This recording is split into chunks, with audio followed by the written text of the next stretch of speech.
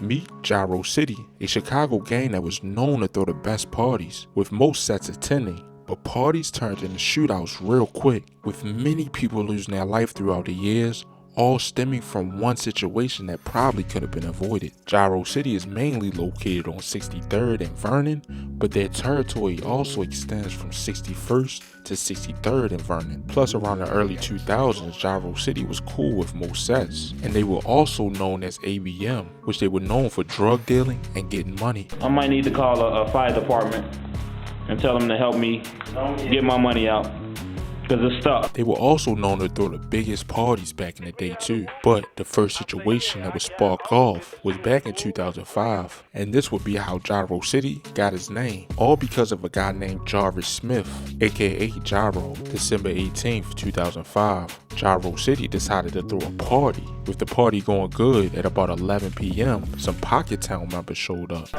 Is it dead or everybody around on things too? I don't have no music. Nothing was unusual about this situation because Pocket Town was cool with Jaro City around this time. And one of the most notable Pocket Town members that was trying to get in was Lil Les. Lil Les was speculated to have about 5 to 7 bodies around this time. The problem started though when Jarvis Smith, aka Jaro, told Lil Les and his crew from Pocket Town that they couldn't come in the party. And he told them this because he didn't want anything to go down in the party. But Lil Les and his Pocket Town crew figured that Jarvis was picking sides with Jaro City. And Lil Les and him was cool, so Lil Les wasn't going for that. So they left, got some guns, and returned to the party around 12 a.m. and went up to Jarvis and shot him in the face, killing him at about 12:05 a.m. right in the 700 block of South Washington Avenue. This was the first person that Jaro City had lost to gun violence, and it was really hard to believe that Lil Les had killed him because Lil Les and him was close friends. After this, the beef was on, and Jaro City was on high alert all up until September 14th, 2007. Darvin Miller, only 14 years of age from Jaro City, had been talking with his friends at about 8 p.m. right in the 6200 block of South Langley Avenue when a gunman stepped out between two buildings and fired multiple shots, shooting Darvin Miller in the back,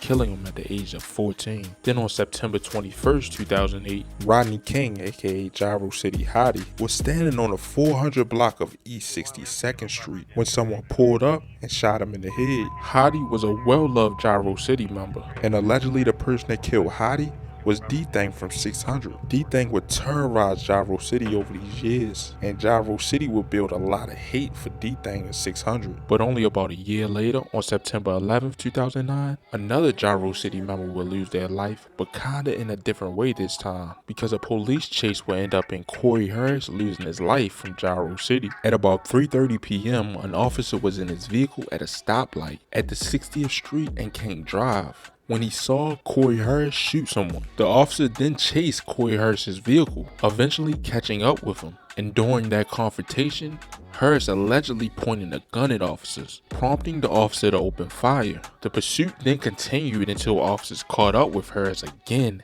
near 69th Street and Eberhard Avenue, where the pursuit then ended and he was fatally shot by the officer. But police later determined that Harris wasn't even armed when the officer shot him, and also one of the law enforcement sources said a .40 caliber handgun was recovered nearby. Harris had an 8-month-old daughter when he died and was only 17 years of age. But on February 7th, 2010, a Jaro City member will lose their life to someone in self-defense. Elliot Mayfield, 53 years of age, was standing on a bus stop on Super Bowl Sunday when Samuel Fuller Love, aka Sammy Lowe from Jaro City, when Sammy Lowe offered to sell drugs to those at the bus stop. Mayfield told him, "We're trying to get home and we're not with that," according to the testimony. Sammy Lowe then walked away and came back moments later, and this was captured on a city surveillance camera, swinging his fist at Mayfield and chasing him. At one point, the oldest daughter got in between the men and said, "Leave my daddy alone." Mayfield then pulled out a gun and fired once from about 3 feet away. Sammy Lowe was dead on the scene, and the 53-year-old man was released from jail from this event. But after losing over 5 homies in just 5 years,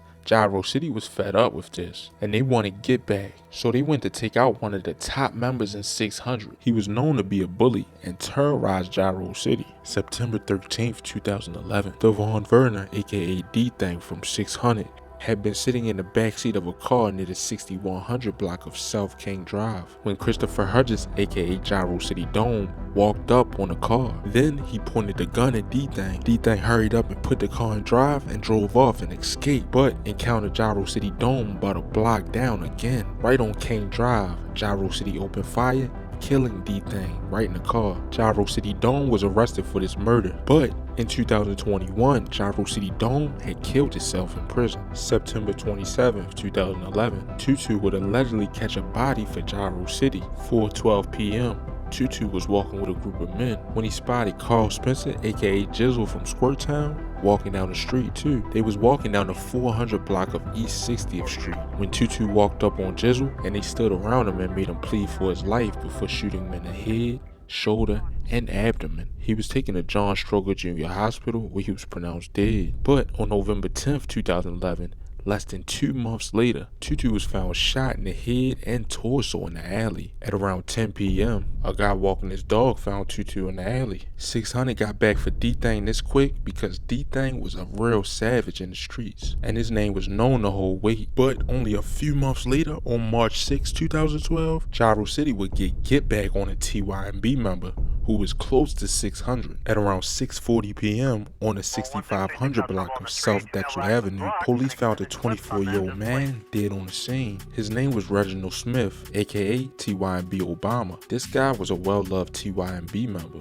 But this next murder was one of the most notable murders coming out of Jaro City, and they actually named a whole nother set after this guy. This is the guy that KI started sliding for. July 24th, 2012. A 13-year-old boy who was from the Jaro City set named Tyquan Tyler was just a regular member who was just friends with everyone until 2012. Tyquan would start becoming more active in the streets by shooting and robbing rival gang members almost every week, and was now hanging with STL EBT members. But just 1 month before his death, Tyquan decided to rob Jaro City member Nate. But this was a big mistake because on June 24th, 2012, Nate would take revenge by murdering Tyquan when he was standing in the alley with other people in the 6300 block of South Rose Avenue. This murder really disappointed everybody that Tyquan was close to. Plus, Nate was locked up for the murder of Tyquan and won't be released until the year of 2068. However though, somehow Jaro City is still cool with Nate, and Tyquan World would be created as a whole different set in honor of Tyquan. August 8th, 2012, officers responded to a call of shots fired when they found a victim lying on the sidewalk in the first block of East 56th Street in the Washington Park neighborhood just before 3 a.m. The man found was Terrell Joshua, 28 years of age, suffering from gunshot wounds to the body, which he was a well-loved Jaro City member. He was taken to John Stroger Hospital where he was pronounced dead from his injuries. Then only a day later on August 9th, 2012, Jaro City 50 shots will catch Tony Dunn, aka White from O Block, shooting him in the back in the 8900 block of South Brandon Avenue at around 11:30 p.m. Plus, this is the murder that King Von witnessed. Jaro City 50 shots is now serving life for the murder of Tony Dunn, aka White. Then on August 31st, 2012, Jaro City will lose another member, which was Jaro City Jaja, which was a well-loved Jaro City member. He was shot in the 500 block of South Michigan Avenue outside of a laundromat. Then it was October 30th, 2012. King Von allegedly shot Derek Johnson, aka Jaro City P5, at around 9:13 a.m. in the 6200 block of South Everhart Avenue. He was taken to John Stroger Jr. Hospital where he was pronounced dead from his injuries. Then, for the next 2 years, Jaro City pretty much laid low. After losing multiple homies in just a year's span, they knew that this was a dangerous time. But then, on December 17th, 2014, Daquan Archie, aka Jaro City Archie, was standing outside in the 2100 block of East 79th Street when 2 people approached him and one of them opened fire at about 2:20 p.m. Archie was struck and died at the scene. But then on January 6, 2015, Jaro City would get back because they would catch Joe Bennett and Corey Williams, aka Joe and Lil C from Brick City. Police confirmed that 19-year-old Joe Bennett was fatally shot in the head, and plus 18-year-old Corey Williams was shot too in the head, right in the 2200 block of East 79th Street as they walked into a store. But on September 6, 2015, Shaquandra Ritliff, aka Jaro City Bowie, was shot to death at a party in the 6100 block of South Cottage Grove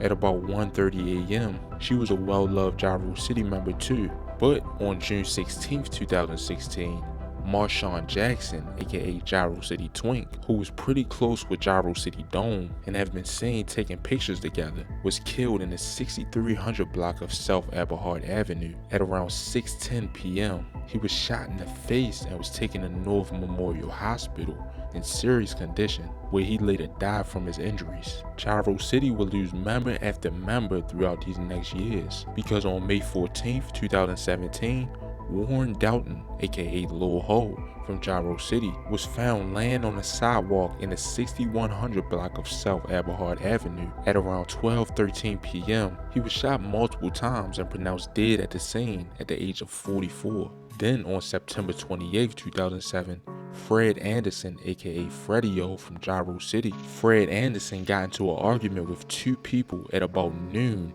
in the 8100 block of South Ellis Avenue. One of the others pulled out a gun and fired shots, striking Anderson. Anderson was shot in the abdomen and pronounced dead at the scene. Another man who was possibly his father was shot in the shoulder. But then Jaro City would get more get back, and this was on a notable NLNB member. Terrence Brooks, aka G Red, was walking in the 2400 block of East 75th Street at about 12:38 p.m.